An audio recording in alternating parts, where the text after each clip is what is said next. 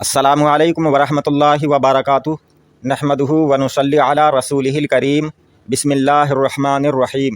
حضرات، ہم اولیاء کرام بزرگان دین کی کرامات، ان کی عبادت و ریاضت اور تقویٰ و طہارت اور خدمت دین، خدمت خلق کے واقعات آپ حضرات تک پہنچاتے ہیں۔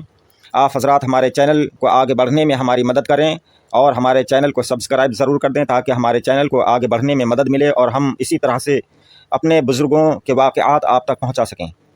واقعہ شروع کرتے ہیں۔ بیت المقدس سے ایک بزرگ کو ایک ضرورت کے لیے کسی قریبی بستی میں جانا پڑا۔ وہ بزرگ خود فرماتے ہیں کہ راستے میں نے ایک ضعیفہ کو دیکھا۔ وہ ایک کمبل کا جبہ اور چادر اوڑھے ہوئے تھیں۔ وہ بزرگ کہتے ہیں کہ میں نے انہیں سلام کیا اور ان نے جواب دیا۔ اس ضعیف عورت نے جواب دیا سلام کا۔ اس کے بعد اس ضعیف عورت نے کہا کہ اے نوجوان، کہاں جا رہے ہو؟ وہ بزرگ کہتے ہیں کہ میں نے کہا کہ ایک ضرورت کے پیش نظر فلاں گاؤں جا رہا ہوں۔ ضعیفہ نے کہا کہ تیرا مکان یہاں سے کتنے فاصلے پر ہے؟ تو ان بزرگ نے کہا کہ 18 میل کے فاصلے پر ہے۔ اس پر اس ضعیفہ نے کہا کہ ایک ضرورت کی جستجو میں 18 میل سے آ رہے ہو، کوئی اہم ضرورت ہوگی، کوئی اہم کام ہوگا۔ اس پر ان بزرگ نے کہا کہ جی ہاں، ضروری کام ہی ہے۔ اس پر اس ضعیفہ نے کہا کہ صاحب قریہ سے، یعنی اس گاؤں کے مالک سے کیوں نہ سوال کیا کہ وہ تمہاری ضرورت کی چیز تمہارے پاس بھیج دیتا اور تمہیں مشقت، تمہیں پریشانی یا سفر کی صعوبت اٹھانی نہ پڑتی۔ اس پر ان بزرگ نے کہا کہ وہ بزرگ کہتے ہیں کہ میں نے ضعیفہ کی اس بات کا مطلب نہیں سمجھا اور کہا کہ صاحب قریہ سے، یعنی اس گاؤں کے امیر سے، مالک سے میری آشنائی نہیں ہے، جان پہچان نہیں ہے۔ ضعیفہ نے کہا کہ تیرے اور اس کے درمیان کس نے نا آشنائی کرا دی اور کس نے تیرے اور اس کے تعلق کو منقطع کر دیا؟ وہ بزرگ کہتے ہیں ضعیفہ کی اس بات کا مطلب میں سمجھ گیا اور رونے لگا۔ اس پر ضعیفہ نے کہا کہ تو اللہ سے محبت کرتا ہے؟ وہ بزرگ نے کہا کہ ہاں۔ ان بزرگ نے کہا کہ ہاں، میں اپنے رب سے محبت کرتا ہوں۔ ضعیفہ نے کہا کہ سچ بتا۔ اس پر انہوں نے کہا کہ واللہ میں اسے دوست رکھتا ہوں۔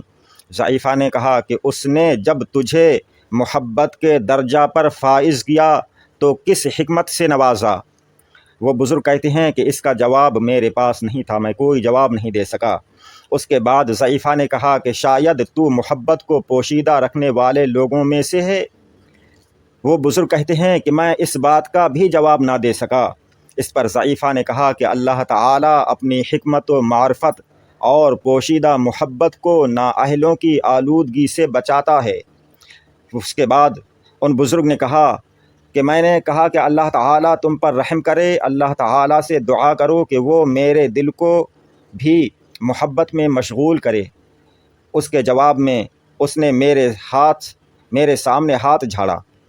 وہ بزرگ کہتے ہیں کہ میں نے جب یہ سوال کیا کہ اللہ کی بارگاہ میں دعا کرو کہ وہ میرے دل کو بھی محبت میں مشغول کر دے، تو یہ سوال سن کر اس ضعیفہ نے میرے سامنے ہاتھ جھاڑا، لیکن میں نے پھر وہی سوال دہرایا کہ اللہ کی بارگاہ میں یہ دعا کرو کہ اللہ تعالیٰ میرے دل کو بھی محبت میں مشغول کر دے۔